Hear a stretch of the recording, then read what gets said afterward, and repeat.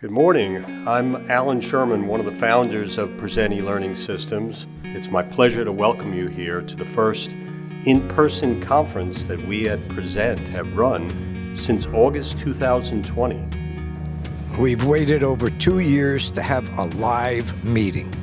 You could feel the excitement, the interest, the motivation of the speakers, the motivation of the exhibitors, the camaraderie that's being exhibited.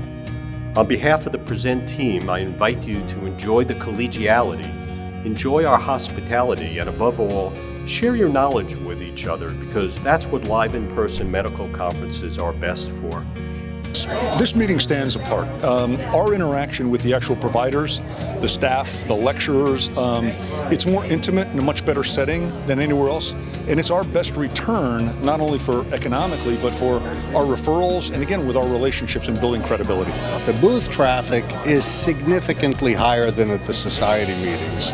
I mean, the surgeons, whether they're incentivized or not, they come, they visit, we have good quality conversations, get a lot of time together with the surgeons and the participants. The meeting's been great here in Teaneck, New Jersey. There's been a lot of different workshops that have been taking place over the last couple days, and the lecture hall's been packed.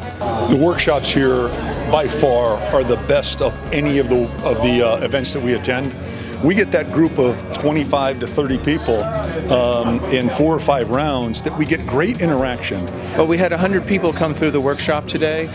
There were a lot of nodding heads, a lot of people that seemed to be really engaged, and our goal is to promote our technology. It's always a state-of-the-art meeting, and what we're seeing at these meetings is a preview of the future of what's going to be happening in orthopedics and some of the other medical disciplines.